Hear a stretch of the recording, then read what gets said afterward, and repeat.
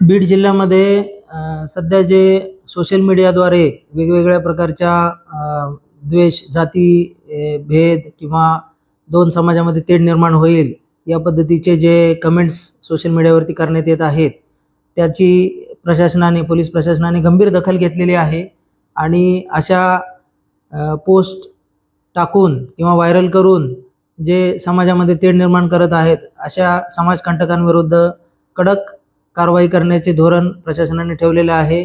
अशा समाजकंटकांविरोधात तात्काळ गुन्हे दाखल करण्यात येतील, त्याचप्रमाणे त्यांच्यावर कडक अशी प्रतिबंधात्मक कारवाई देखील करण्यात येणार आहे। तरी या निमित्ताने सर्व नागरिकांना असे आवाहन करण्यात येत आहे की आपण सोशल मीडियाचा वापर हा अत्यंत जबाबदारीने करावा। त्याचप्रमाणे समाजामध्ये तेढ निर्माण होणार नाही, समाजामध्ये सौहार्दपूर्ण वातावरण राहील याची दक्षता घ्यावी।